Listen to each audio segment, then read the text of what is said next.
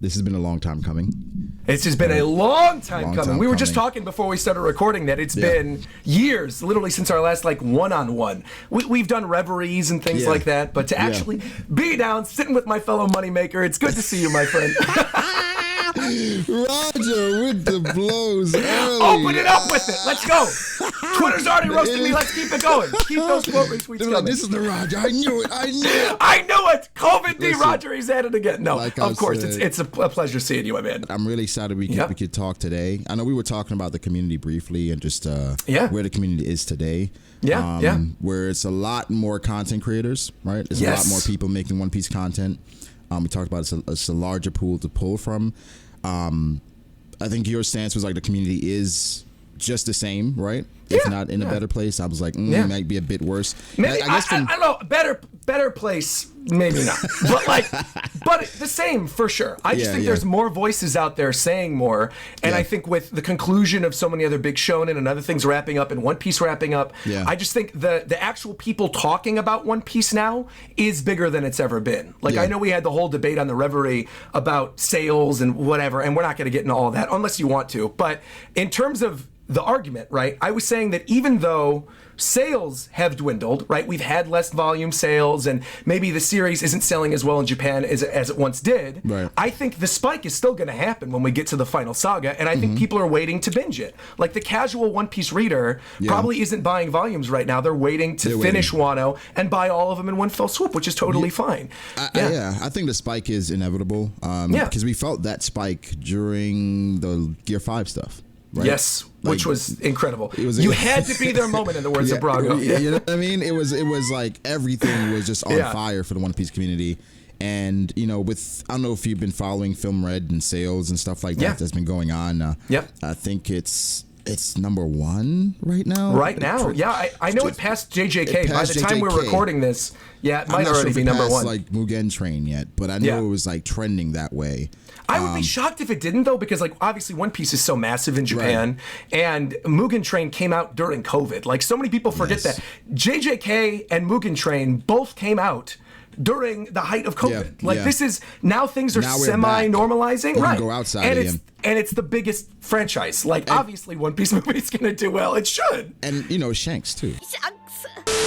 From anime to movies to commercials, food has always been made to look great, and because of One Piece, I've always wondered what it would be like to be on the Thousand Sunny eating Sanji's amazing cooking every day. However, what if you could have that quality of food delivered right to your doorstep every week? Well, not from Sanji, but look no further than today's sponsor, Factor. So, Factor provides chef-created meals that are fresh, never frozen, and designed by dietitians to ensure that every meal is packed with premium, science-backed nutritional quality. So no more meal prep, no more dishes, no more unhealthy fast food. Factor offers the most convenient way to eat well while eating right. Factor's menus are updated weekly and include 27 plus meals and 34 plus add-on options. Every time I had long periods of consistency in the gym, I felt absolutely great about getting that workout done. But every time I drove back home, the fast food drive-thrus always tempted me with burgers, chicken nuggets, Oreo-flavored ice creams, and don't get me started on the donuts, okay? I mean, you thought I liked Katakuri for nothing, but I would have been so much better off knowing I had a delicious and healthy pre-made meal waiting for me when I got home. You might already have a strict diet. You could be a vegan or a vegetarian. Maybe you're on keto, or maybe you're a pescatarian. Factor covers everything. And listen, not everybody is a health expert, so why not take stress of meal prepping and research out of your hands and leave it up to Factor? Factor completely cuts out stressful meal planning and extensive prepping, so meals come together in minutes. It's taking the guesswork out of what to make for breakfast, lunch, or dinner and improving your fitness. It starts with food, and Factor makes it possible for you to achieve your daily goals through nutritious,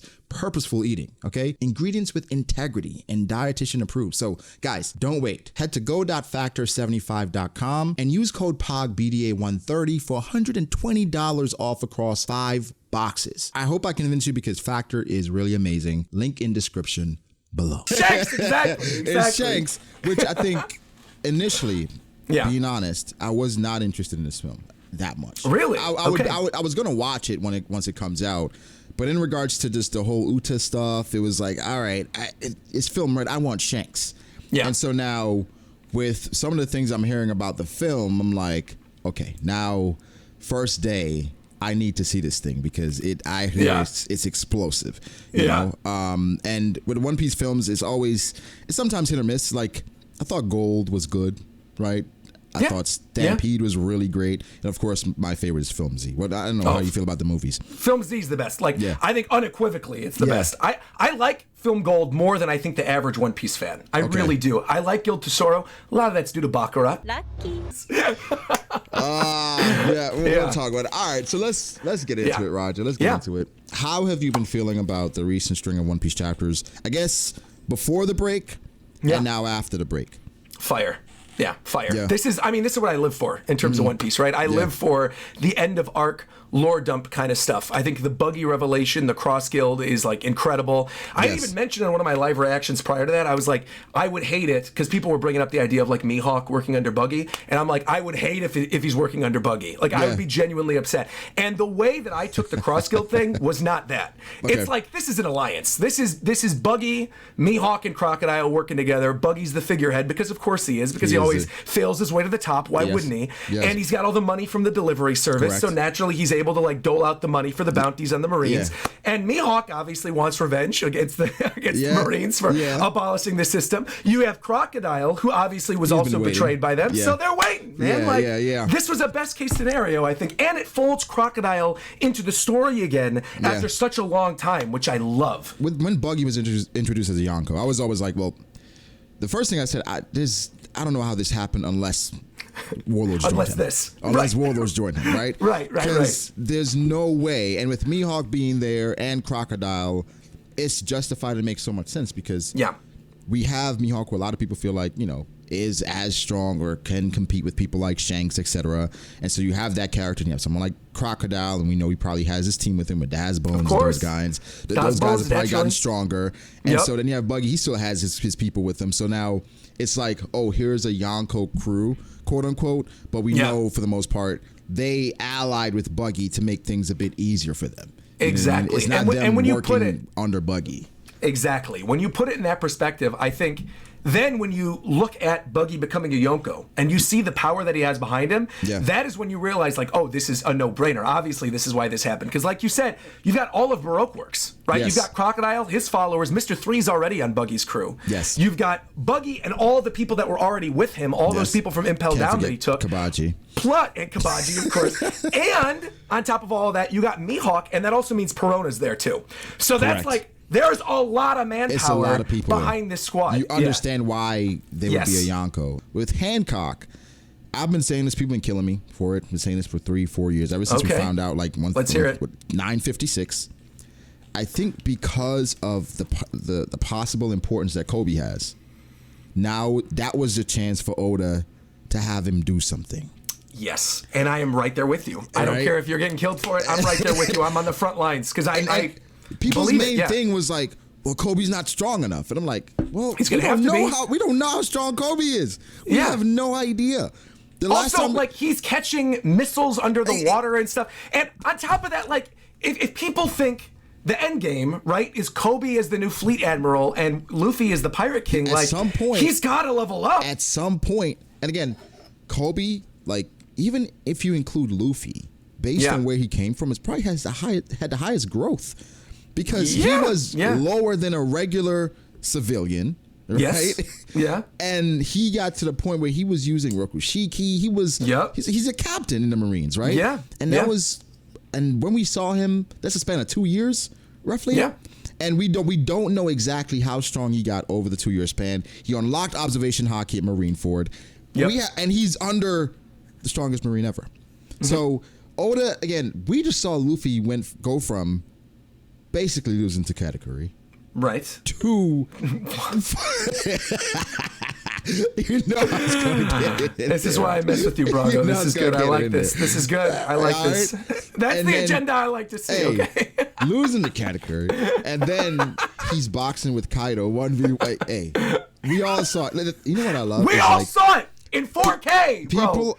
So many people are coming around now. You know what?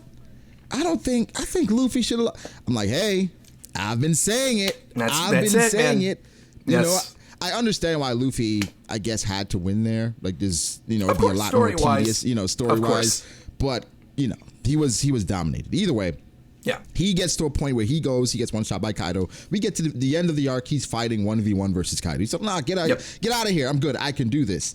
If Luffy can do that in that short a span, of course he's Luffy.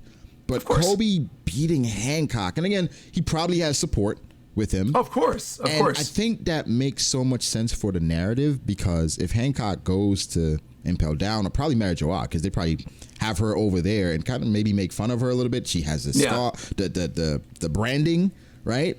They're gonna be like, oh, so this is the princess, whatever, and they're gonna use her and make as much fun of her like they did with Kuma.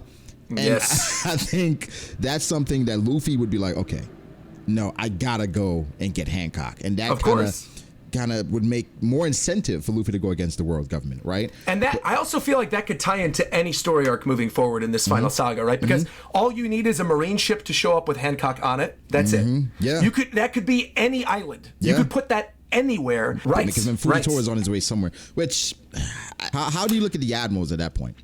I mean, the admirals, it's kind of funny, but I think this comes with the territory of where we're going in the story right now, right? With Green Bull and the stuff that just happened in the Samurai and Momo and Shanks showing up. Yeah. I think the admirals are no longer untouchable, right? And for some people, that's probably shocking because they've been this looming threat for so long. But again, you have to realize we're in the final saga of the series. They can't be untouchable anymore. Now, I understand why people might be upset if they feel like they're no longer untouchable in a way that doesn't make a lot of narrative sense. Right. But to be honest, like when you think about the people that were there in Wano, and even though people want to argue like, oh, Shanks just showed up to promote Film Red and then dipped out of there, still in all, like Shanks plus all the samurai, plus Yamato and now Momo's new dragon form, like that's against one admiral?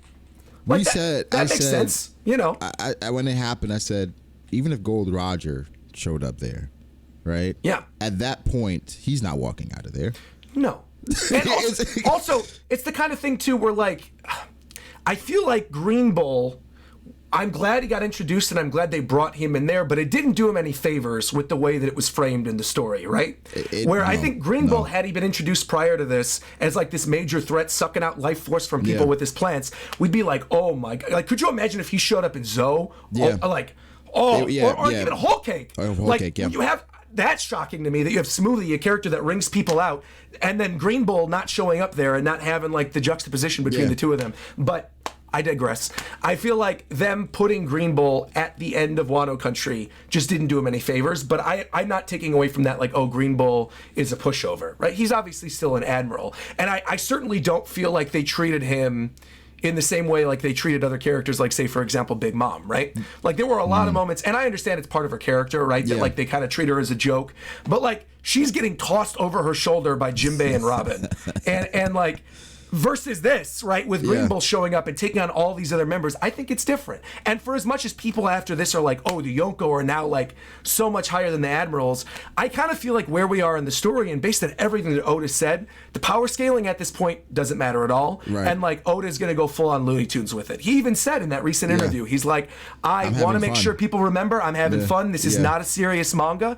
And so I think we're probably going to get more stuff like that moving forward. Yeah. And we're either going to embrace it or there's going to be people who dislike it. And I don't blame, honestly, people either way. You know?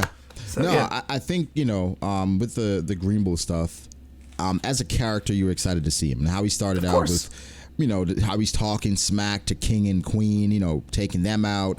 It was like, okay, this is a showcase for the Admirals to show that they are still powerful, they are still relevant, but it was a weird time, right? Because you're showing up after the fight, after we've seen the growth of the monster trio, after we saw Kid-in-Law take out Big Mom, right?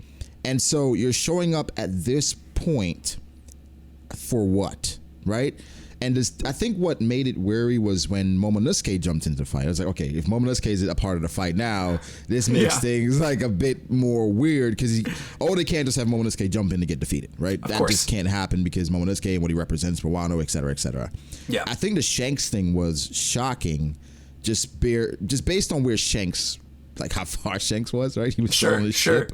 And this is how Green Bull reacted. And I think people are saying Green Bull it was embarrassing considering, because people kind of compare Green Bull to the other admirals. People look at admirals, you know, they're these pool of fighters, and they look at the strongest one, Akainu. It was like, well, Akainu wouldn't do that. I was like, no shit, that's Akainu, right? That's why he's fleet admiral. right. That's why he fought with Kuzan for a week. You know what I'm saying? That's why. I mean, of course. So it's a slight separation there, but regardless, even though I think it was not a great showing for Green Bull, but you know, Shanks and his entire crew show up.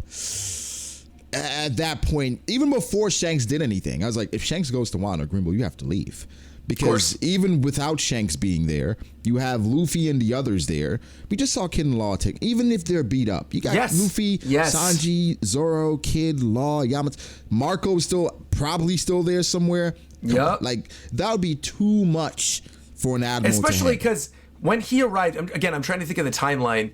Green Bull didn't arrive like right away. It was like a week after or something, right? A couple days at the very least. 7 days Dude, after. so yeah, like Law's recovered, Kid's recovered, Luffy's recovering. Much better health at this point because the Straw Hats. He's not taking on Luffy, Kid, and Law. He's not doing and Marco. He's not and doing all the samurai and Yamato. He's not doing it. No, you're not that guy, pal. You're not that guy. We'll talk about Wano a little bit. Yeah.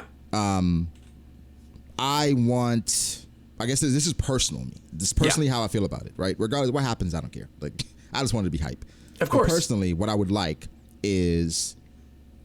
would like is for when the Straw Hats accomplish something, for it to feel earned and for it to feel like they've overcome something major. Yeah. Right? Like we finally did this.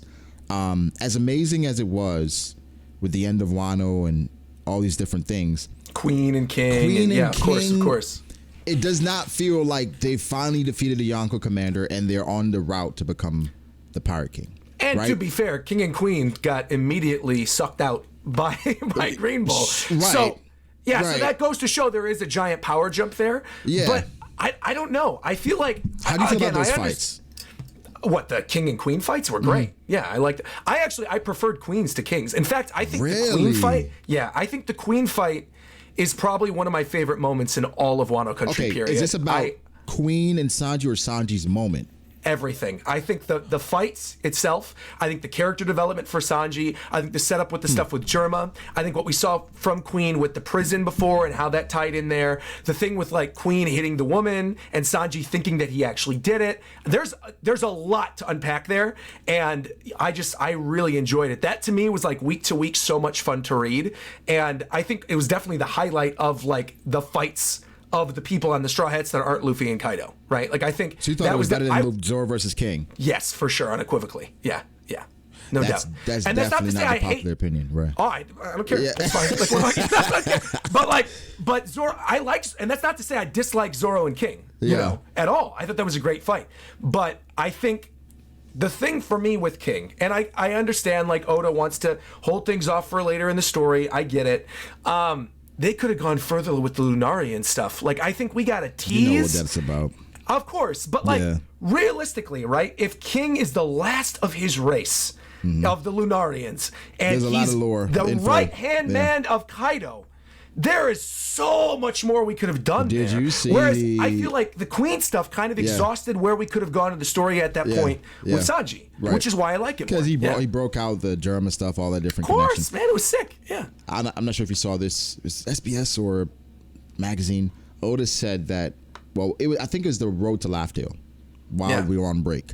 Yeah. He was going back and forth in regards to King's personality, where he thought about making him really aggressive and talkative, and really and like he made him currently, where he's quiet, man of few words. Sure. I was like, man, I would have liked if he was aggressive and talkative. I do too. I would have. You know what I would have liked? I would have liked if King was Katakuri, straight up. I think Katakuri talked the right amount. Katakuri talked. He gave us information about the world. Yeah. We got his backstory. We understood who he was as a person. We got the thing with him, looking over Brule, how he was taunted by the other big. There's a lot of stuff there that we did not get with King at all. Crazy? And I think the excuse of saying King wants to be a man of few words is we got to get through Wano Country. I got to hit a deadline. We're going to skip through this. I just decided not to flesh it out, which is totally fair. Everything is matching up because we know Oda sometimes goes for the chapter numbers and things like that. Of course. There's a report that they were trying to line up the end of Wano Shanks showing up with film correct. Of course. Right? And you can kind of feel that. And they straight up said that in the interview. Like, people will debate this constantly. Yeah. They'll be like, well, they never said that. They never set these goal markers. Of course they do. They're a business. Of course they have goal markers. They know where they want to take certain things. Promotion, marketing, right? And again, like, as all of us know who've been covering One Piece for a while, or any of your viewers know, obviously, numbers are absolutely important. It's important. Oda likes to hit milestones. Yeah. And I think, there was a reason why that I think kind of fell by the wayside a little bit. When realistically, there's a whole other discussion that could be had about like what could have been trimmed out of Wano Country and what could have streamlined it and made the story a little better. Like I think a lot of the stuff in Udon Prison could have been forgone. I think could have been so much more. The Ice Oni thing for sure didn't need to be there. Like there's a lot of stuff. It's tough. It's tough with Wano because and then quickly with Katakuri. Yeah, I think he set such a high bar for commanders. He did, dude. Katakuri's awesome, man. Right? Like he's and great. So I think what's happened, I think, just from not general consensus, but from a lot of people I see in the comments. Like, oh my God, why do you guys like Katakuri so much? Like, I mean, Mr. Slam Jam, what do you mean? Why do you like Katakuri as much? Like, why do you not, bro? That's the question. Exactly. In the words of Reggie Fils-Aimé, former president of Nintendo, what is wrong with you, bro? How could you not like Katakuri? Makes Roger, no I share the same sentiments, right? But my thing is like, if you don't understand why people would like him, then I can't explain it to you, right? No, and so that's why it's such a high bar for even people like King. And of course, he fought Luffy, so it's different. You could flesh him out a bit more. And even with the King and Zoro fight, I felt like it was good. I felt like it was pretty good. Yeah, personally, probably my favorite out of all the fights because. Didn't really care about Frankie versus Sasuke. Page 1 and Alt was Sure. Jinbei versus Husu was all about the exposition, Gear 5 stuff. But that was stuff, good right? exposition, man. Nika and great the exposition, Devil Fruit, right? like. But if that you was ask pretty me, good. if you ask me what happened in the fight, I don't remember. Right? All I remember is Husu being racist. That's about it. He's a racist and he's a tiger. That's what I know. That's all I remember. He uses Rokushiki and stuff. But the exposition was fantastic, right? Of course. And that final panel, I can visualize the final panel with Jinbei. I think was excellent too. So yeah. But even though I didn't think it was the final panel, I thought it was more to come. To be honest. Oh, sure. Right. And then so if we go to the Queen fight quickly on the Queen fight. I think it was one of Sanji's best moments, right? Like easily. I love the conflict there, and even his conversation with Zoro about, hey, if I lose it, and I wish that would have went a bit more. I'm not gonna lie, like even with the Luffy thing, quickly, I wish Oda I know where this is going. Right? I know exactly where this is going because we have not talked about it. Had him be dead, maybe for another chapter or so, right? But with Sanji. The only reason why the Queen fight isn't the best fight and why it's like, okay, what's going on is that Queen sometimes comes off as like an idiot, right?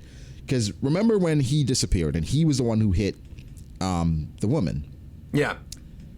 At that point, in the middle of the fight with Sanji, you choose to go and attack this woman, right? And Sanji is unaware. I guess Sanji was spaced out.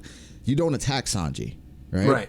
And then at the end of the fight, right, you disappear to attack Sanji, and you're a monster. You're heavy, and then you go after the woman again. It's just, I think I understand what Oda's trying to do because Sanji and women, et cetera, but it just takes away because Queen just looks like an idiot. And it's almost like Smoothie and the Big Mom Pirates, where it's like, I understand they're powerful, but like they look like idiots.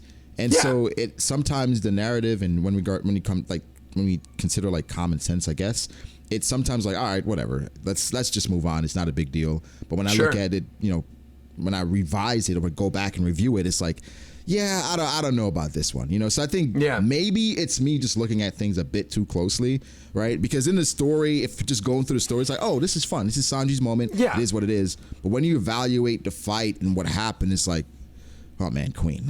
A couple things on that topic then. One, I think the hitting the women thing, right, was to mess with his head naturally. So that I understand the tactic behind doing it, like why Queen did what he did.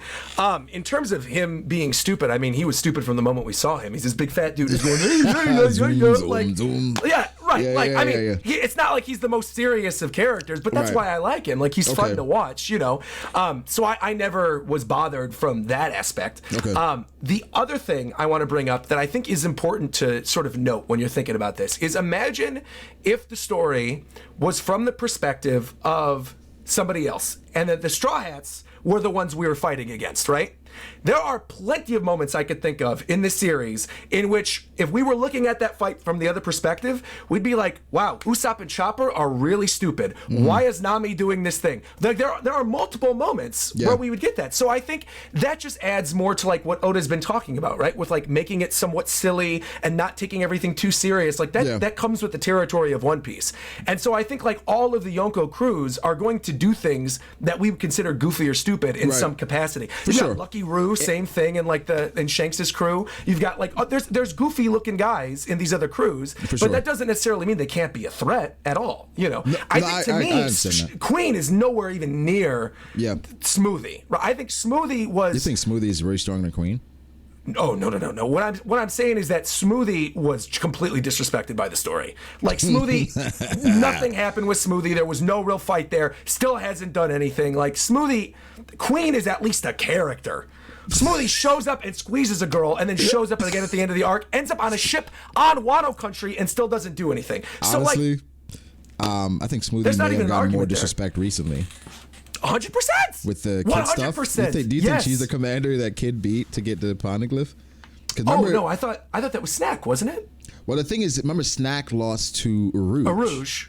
And then he wasn't a sweet commander anymore. Oh, you're blowing my mind here. Wait a minute. I was thinking, So. Oh my God! If they did that, that's dirty. Remember, Smoothie was the one guarding that room initially. Wow. You're blowing my mind here. I didn't even consider. You know, I thought it was Snack because in my head I'm like, he was removed from the commanders. I knew Arouge beat him, but I thought for some reason they got the poneglyph off of him, and then Arouge came in and kind of finished him off. Yeah, it definitely could be a scenario where Kid beat him, and then Arouge beat him, and he got removed. That's like, unforgivable. If Smoothie is the one by Kid, that's unforgivable. I mean, it's bad. That adds to the problems that I had with Whole Cake Island. Easily. Listen, you're telling me we couldn't have a fight with Smoothie? Instead, we needed 10 chapters to end on the same shot of Sanji saying, I'm going to bake a cake now. The Sunny's in trouble. No, bro. No. Smoothie is one of the more disappointing characters. But again, again, testament to Oda, right? He has lots of characters he's juggling at a given time. So I understand. But that is... Yeah. I mean, that's wild. I never even considered the possibility that Smoothie was the one that he fought. Yeah. Smoothie is definitely a possibility. But no, I think... Oh, I hope not. I agree with you. I agree with you with this aspect of sometimes things are going to be goofy for it to make sense in regards to the narrative and for them to move forward. Because if the villains were too competent, then they're losing every single time, right? Of course. But I think that's how we evaluate our characters, and that's why we look at characters differently in different lights, where it's like, okay, this character accomplished this, was able to do this. This is why we love them. When we think about favorites, Smoothie's not going to be up there for a lot of people. Queen is not going to be up there for a lot of people. Because it's just like, what did you accomplish at the end of the day? And of course, the narrative is more important. But in hindsight, we're looking at what was done. You know, and I understand. Again, I'm at the point in the story, even though I cover the story, where I'm like, bro, I do not care what happens, right? Even though the Admiral and the Yonko stuff is a lot of fun with King of Lightning and trolling him, stuff like that. Of course. You know, I was like, it's at this point, I want to be entertained, right? Yes. I just want the story to give me all the lore, all the build up, that's all I want. Like, I don't care like where the story goes in regards to characters being defeated or like even if Kobe comes back, it's like Kobe has bow over his shoulder. I don't care, like something, you know. And I think that's how you have to be. I think that's slowly. I think that's maybe why, going back to that first question you were talking about, it's like, do you feel like the community is more toxic now or something? And I don't necessarily. I just think the story's gone in a direction that a lot of people can't follow narratively, right? From the perspective they don't understand it, can't follow in terms of, this is not what I thought I signed up for. And I think Gear 5 proved that, right? I think if you see the reactions to Gear 5, almost all of us that have covered it for a long time that know what to expect of Oda loved Gear 5, right? Yeah. But there were a lot of people who hated it, who thought like, what is this? Comes out of nowhere. It's a Looney Tunes thing. He could do whatever he wants. It's the most, wacky power of all time. How do they describe the most ridiculous power in the entire world? Right. So I think that turned off a lot of people, but I fully expect moving forward, it's going to be all more stuff like that. Like, I think we're getting a lot more in that direction, especially moving towards the end now that we know we're in the final saga. And I am right there with you, where now that we're reaching the end, power scaling to me, it's like not even anything that's to talk about. It's fun to troll and like to do the yearly like top 50s. With your friends, right? Like it's fun with your friends to just have a good, but it's not taken seriously because it doesn't make any sense. It doesn't matter. It does not matter, right? It's important in regards to the narrative and like whatever. Of course. But in regards to like taking it seriously and digging deeper, like, bro, it's just fun. And sometimes people really take it to heart. Like they do. I know. You know what I mean? right? And so it's just like, guys, people that are watching this, if you're on side of Admiral, side of Yonko, side of Commander, side of Buggy, right? Yeah. It doesn't matter. It's not that serious. It is in good fun. And Oda, I think Oda understands the nuances there. That's why he leaves so many things out. He leaves it up for interpretation. And, we have a good time with it. And I think that's what we should do. That's kind of where I am with the series right now, too. I have the exact same perspective. I had issues with Wano, for sure. Like, I don't even know. I don't know where the ranking would be for me. But overall, I was just liked about to Wano. ask you that. Yeah, overall, I had a good time with it. I think it was a fun arc. I think there's going to be aspects when you go back to it that I know people are like, oh, it's going to be way better on a binge, like try it on a binge. I don't know. I think there's going to be parts of it still that I'm like, all right, even on a binge. But I think the end of Wano was fantastic. And I think leading into where we are going with the rest of the series, like knowing that we are now in the final saga. It's been fire. I have never been in the history of me covering One Piece on my channel since 2013, 2014. I have never been as excited week to week as I am right now, because I think so much of the agendas and other things have been removed in a serious manner from the topic of conversation. I think now so many of us are really just in it for the long haul, here to have fun. And I think we understand now like where Oda wants to take the series. And that's not to say like there won't be any stakes, the characters won't die. I still think that Final War is going to be a bloodbath. I think we're going to see a lot of death. I think a lot of characters aren't coming out of it at the end of the day. Right. But the story could still be goofy when it needs to be. And I think it's a balancing act, right? Where I had no problem with the Looney Tunes powers of Gear 5, no problem with that whatsoever. I did have a problem when you have a narrative setup with the samurai and Kinemon perfectly lined up, looking at Luffy, tears in his eyes, bleeding out on the ground, saying, I won't be able to face Oden in heaven, and Luffy fighting them, and coming off of where you see him then get bisected, only to then be reintroduced to Kinemon and find out he's alive via the fart joke that happened in Punk Hazard again. Like that to me, like there's no defending that. And that's, if you liked it, that's fine. I'm not saying you're the worst kind of One Piece fan, but that's trash, bro. Like, and I think even Oda kind of knows that. Yeah. I think when you see the other situations in which Kinemon was brought up for the remainder of Wano Country, and like the goofiness, he's trolling a little bit with him, I think. You know. We're gonna get like everyone. Do you remember like midway through Wano? Oh, Kinemon has to live because we're gonna get this epic reunion with him and Suru. It's gonna be so. Yeah. It got one panel at the end, one panel, and then they joked with him about it when the samurai were recovering, and so. And then we got the deaths of Izo and Ashura Doji, which was which Ashura Doji, to be fair, Ashura Doji's death bumped him up on my rankings now. Now I'm like, wow, okay, you went out like a boss. Really? I'm surprised you died like that, but okay. And Izo, I'm also not really bothered by, because when else was Izo going to be important to the story again? Izo was already gone from Wano Country for so long. Izo's like bobbing, like what else was he going to do? And I tell Izo's not like, don't disrespect Izo like that. Come on.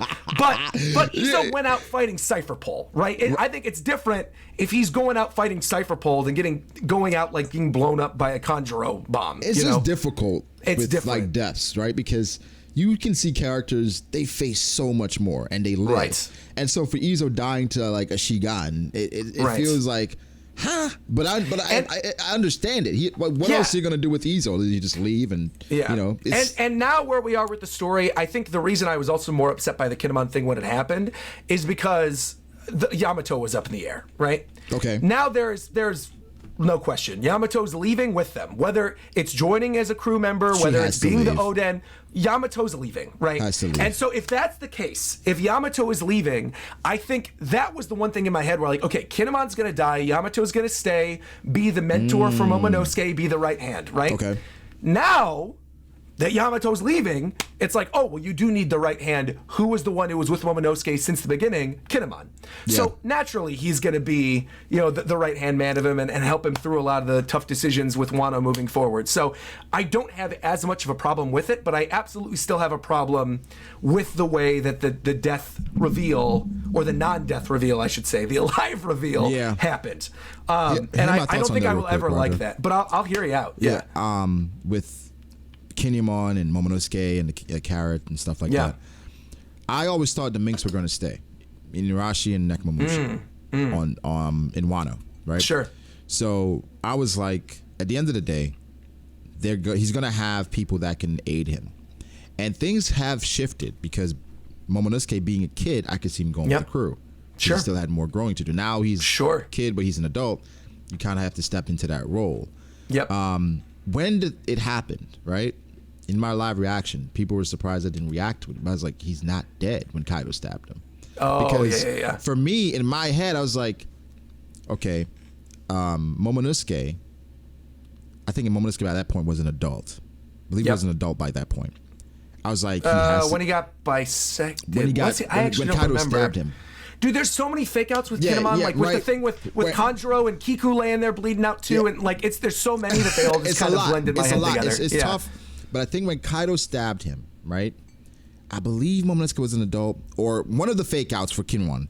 I was like, Kinemon has to see Momonosuke grow up, right? Yeah, for sure. And so now he's an adult. There's no way Oda kills him before seeing Momonosuke again. Yeah. So at that point, I was like, he's not dead.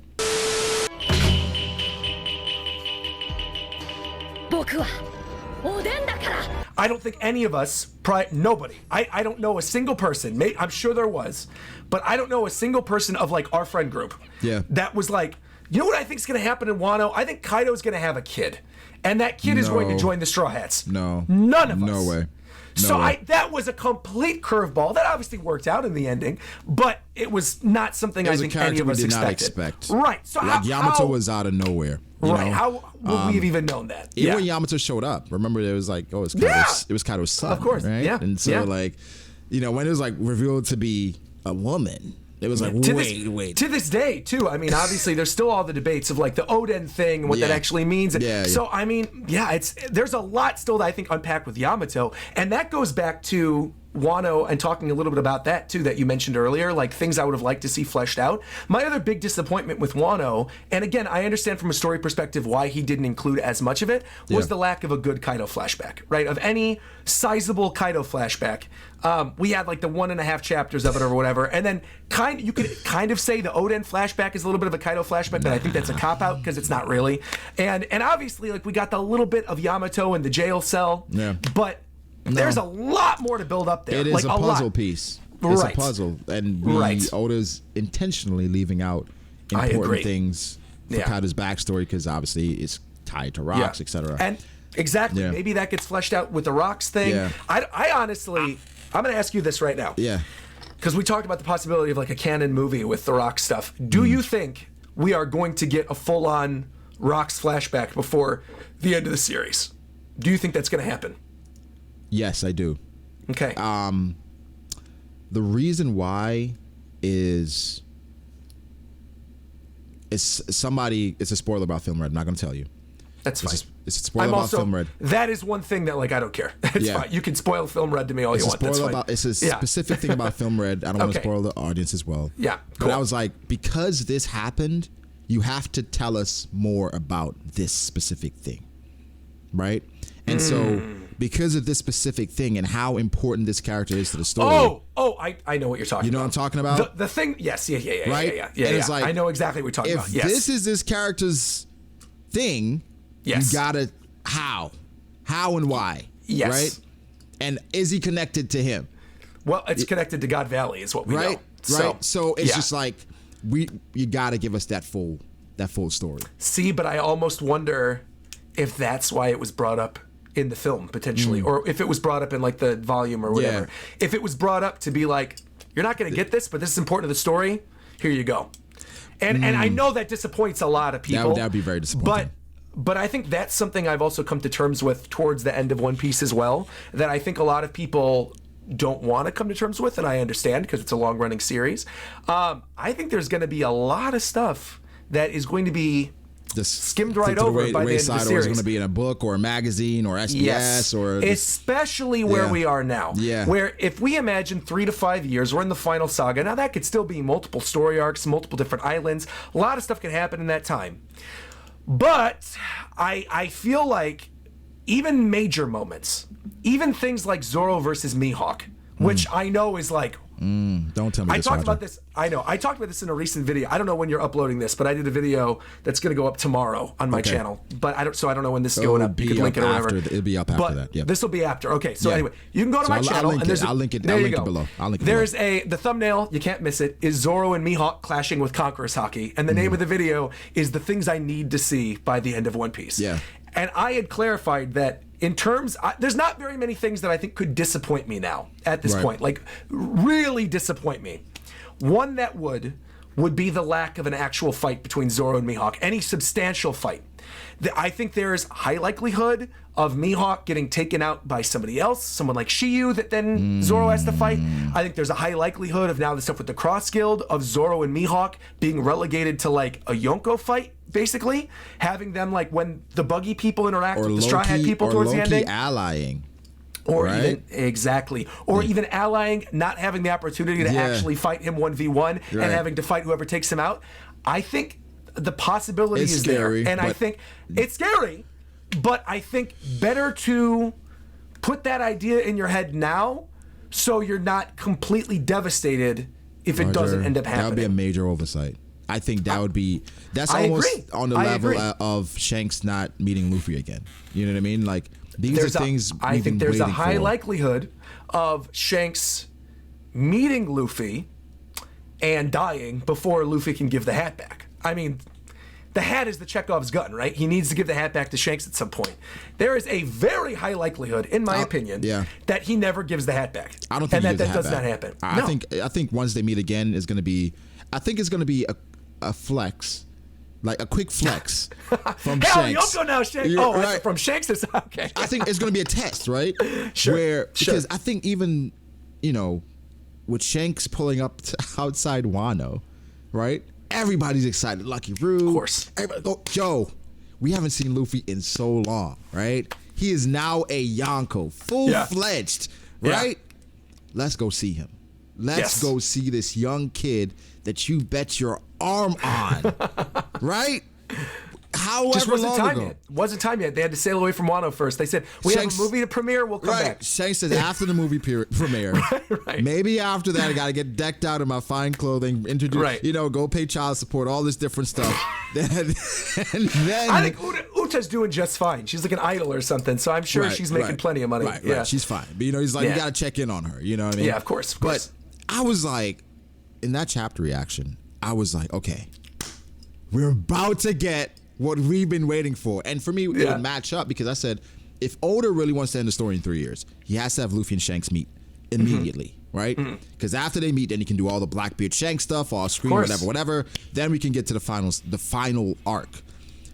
With him, Shanks coming to Wano, right? Not sure why, just outside of Wano, and saying, you know what? I think I want the One Piece now. I don't know if that's just him being petty, right? But I don't know what's funny. I don't know what's going on because even Ben Beckman's reaction, he didn't say anything. He was just like, okay. Now's the time. Okay. All right. And don't you think that somehow though ties into the fact that now Kaido and Big Mom are gone, where it's like this isn't my competition anymore, and we've got who am I up against? Buggy, like my brother from Roger's crew, and Luffy, this kid that like I gave my arm for, and obviously I'm proud of him, but like I've got this kid and a clown. Yeah. And then who's left? Blackbeard, who I already have a grudge against? I'm ready for it now. I could do it. Here's a different perspective Ragnar gave. Ragnar. Of course, Ragnar's always throwing it. Of course. Ragnar said based on, because he was looking at the panels, he said based on what Shanks said, and Ben Beckman's reaction. It wasn't one that was, you know, after Luffy says to Zoro, let's go get a One Piece. Zoro has like this fire in his eyes, like, oh, yeah, we're about to get it. Ben Beckman's was one of almost concern.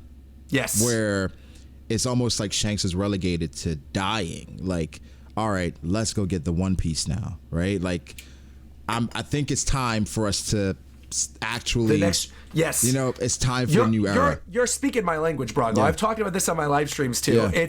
I think the way it's being set up is that Shanks is the stopgap before the One Piece, for the floodgates, right? Yeah, right, for the floodgates to open. And I definitely think that way of looking at it, like looking at that line and thinking like it's time for the new era, which means it's my time to be done. Yeah, because technically, like, Blackbeard is new era. Right? Technically, kind of, yeah. Technically, because he became like his own thing recently, right? And we also still don't know how much Shanks and Buggy know about the One Piece. I still feel like they know something. I don't think Buggy knows anything. I think Buggy talked to Rayleigh. I really do. I think Buggy talked to Rayleigh and like knows a whole bunch more than what we think he knows. You know what? With what Buggy has accomplished, Rayleigh's like, whatever. What do you want to know? He was about to tell Luffy, right? He's like, do you want to know? Luffy. You know? Yeah, exactly. I think Shanks knows everything about the One Piece. Shanks, I also agree. I think Shanks knows more than Buggy, but I think they both know more than Luffy and the rest of us know. I think Shanks, because I think Shanks is if Rayleigh was a Yonko. Personally, I think that's like that's a good way to put it. Okay. Think about it. Yeah.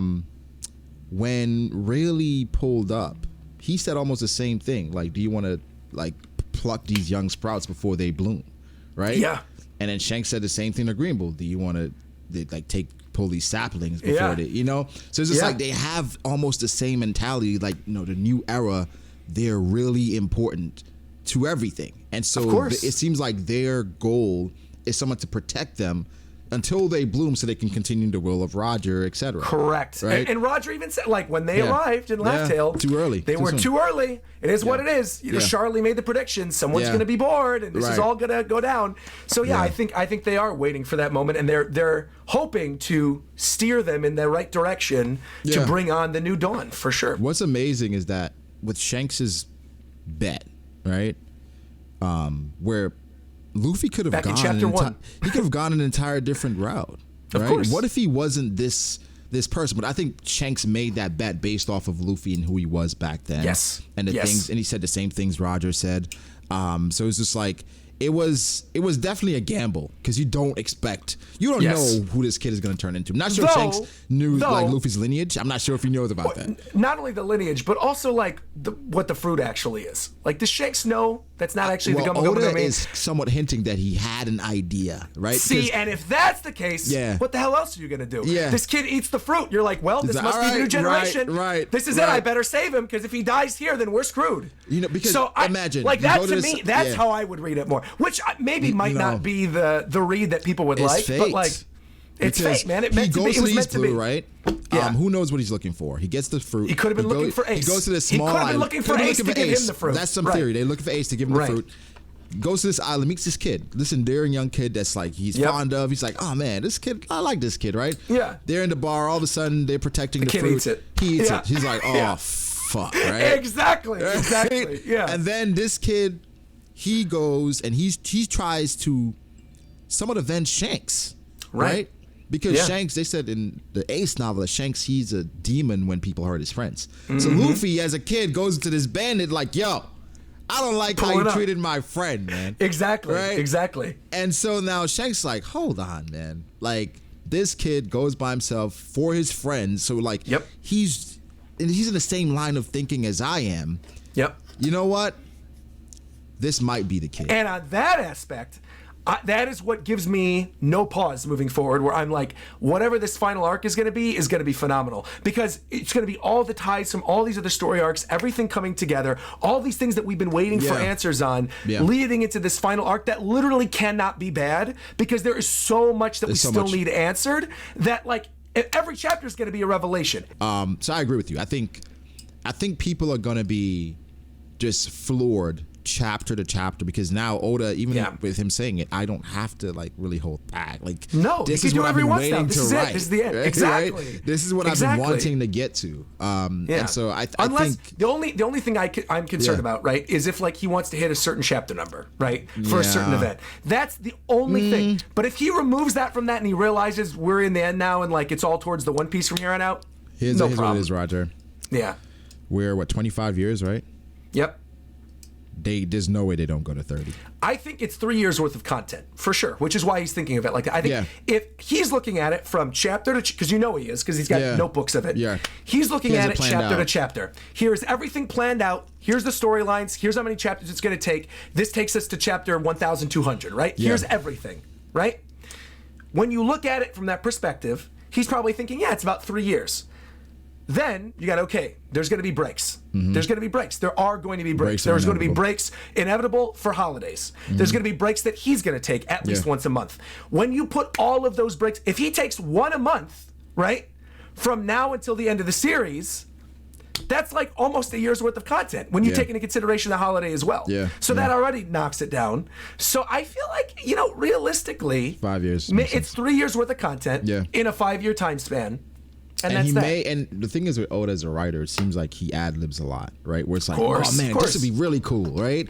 And then he adds things that could extend it. So I think because it's the final war and the final saga, there's no way Oda's not going to add. He's like, this will be cool. Let me add a few things here and there. I got to bring Enru back down from the sky for a couple chapters. Like, this is how it's going to happen, yeah. The thing is, and that's why I feel like Oda is tapped in. Because Oda knows that we wanted Crocodile back. Of course. Right? Of course he does. Of course. He understands just how much you care about these characters. So Doflamingo, like you said, is going to break out at some point. Of course. He's going to... I don't know if Enel, honestly, could be a thing that he...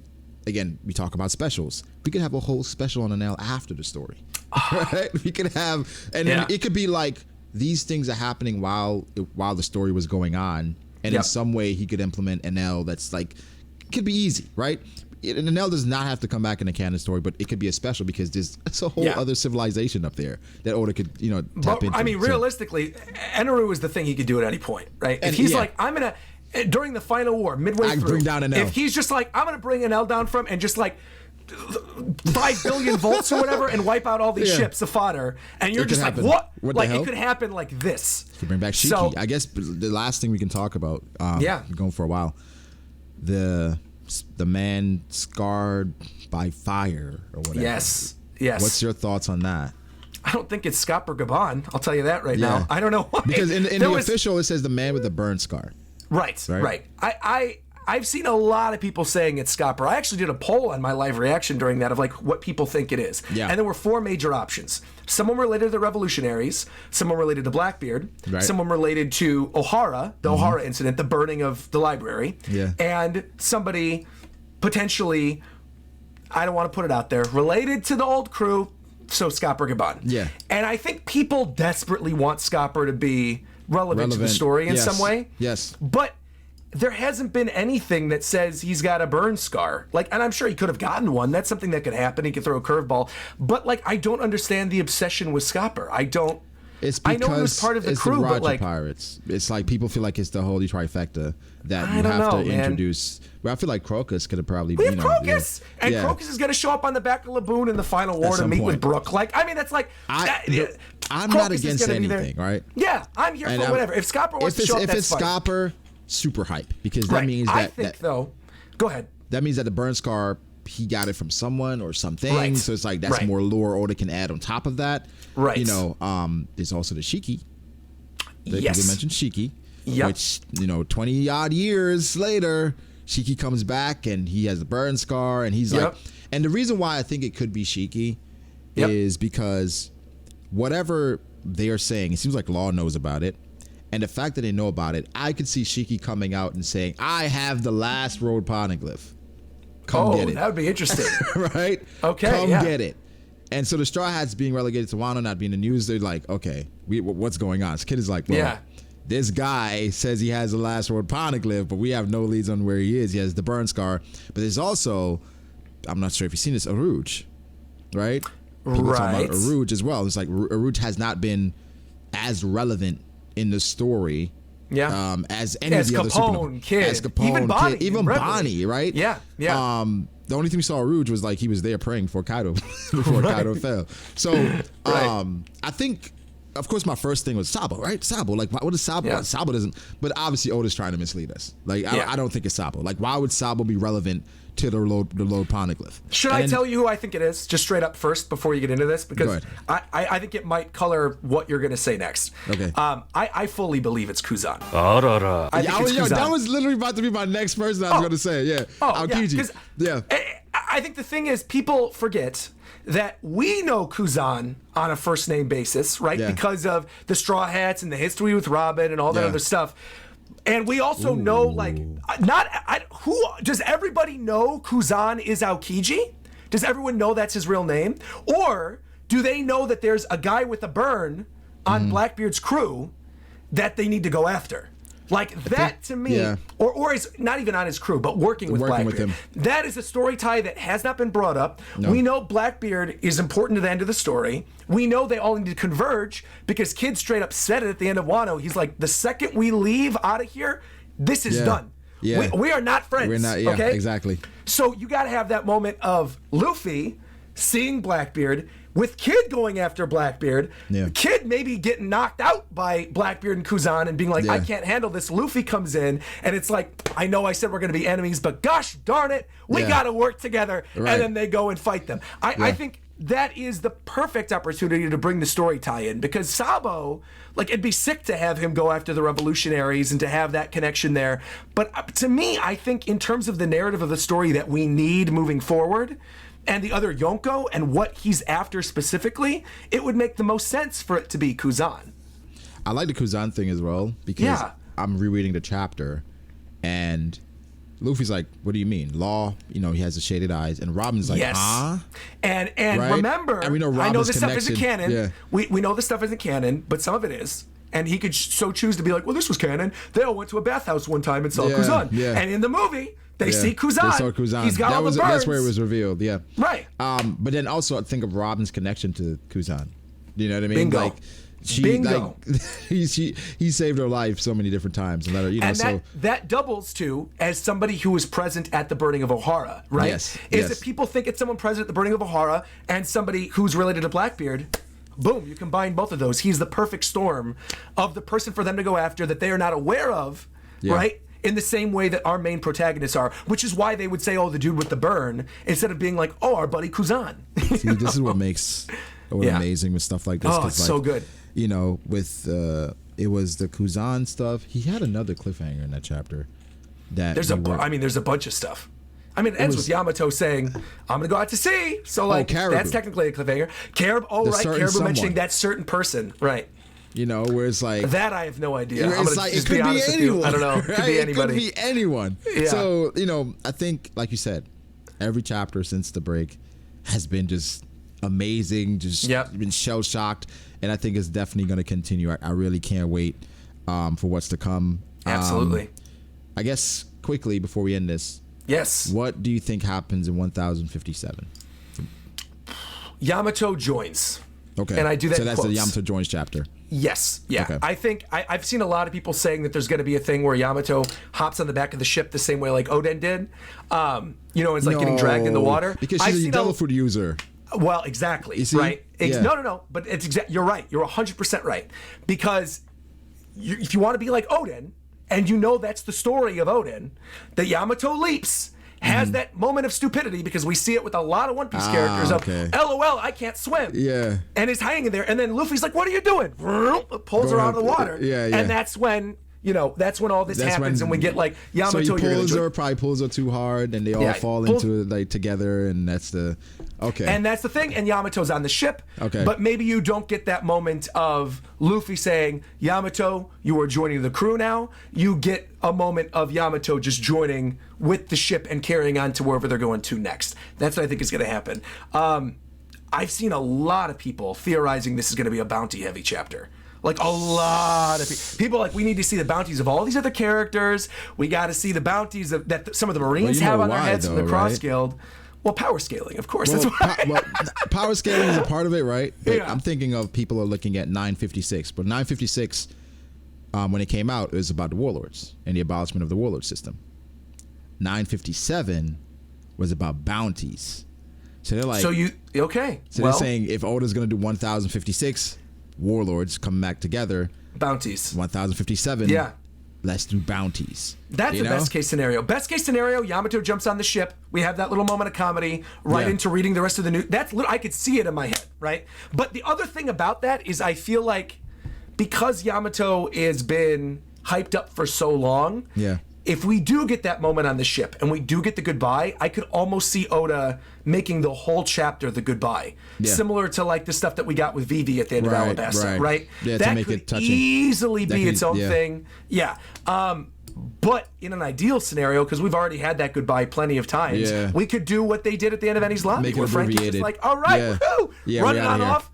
Yamato jumps, we're on the ship, and then finally you end the chapter if you want a big da-doom. Oh, let's look at the newspaper. The news crew drops it down. Big News Morgans has the hype.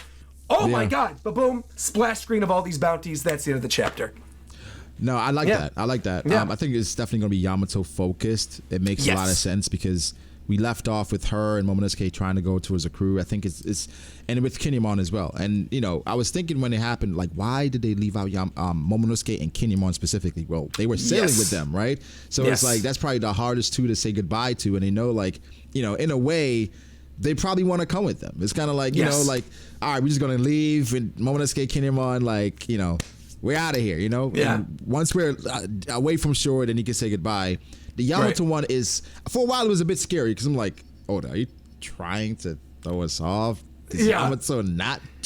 That's what a lot of people think. I bet my channel on this. I did a whole video. I did a whole video where I bet my channel 3 years ago where I said Yamato's joining, or I'm going to do the wildest cosplay you've ever seen. And I'm going to pull a Dustin at the end of Whole Cake Island. Like, I will.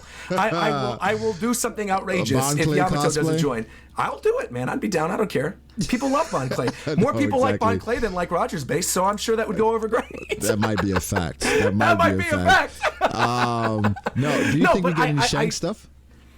No. Like Shanks is finally pulling up on Barto? No. I think the Shanks stuff is done until a while from now. I think Foam Red's released. Yeah. He sailed off. I think we're good. Yeah, I don't.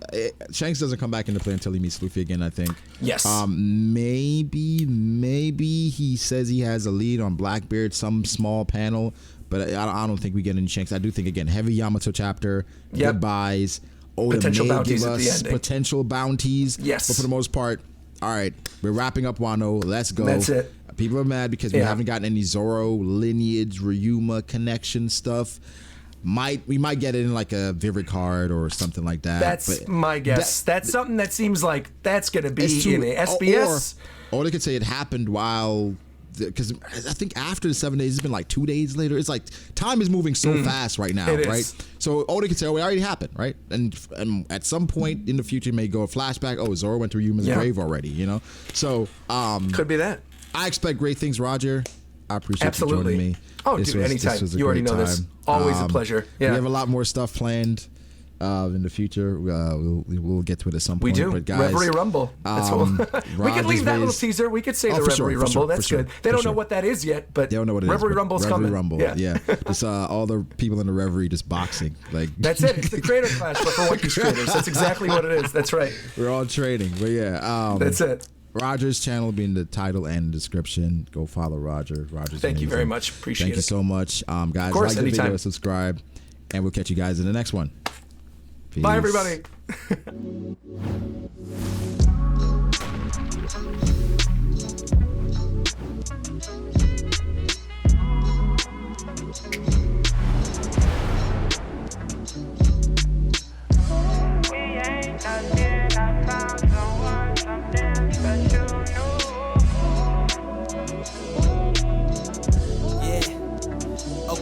I start doubting me, I felt lost.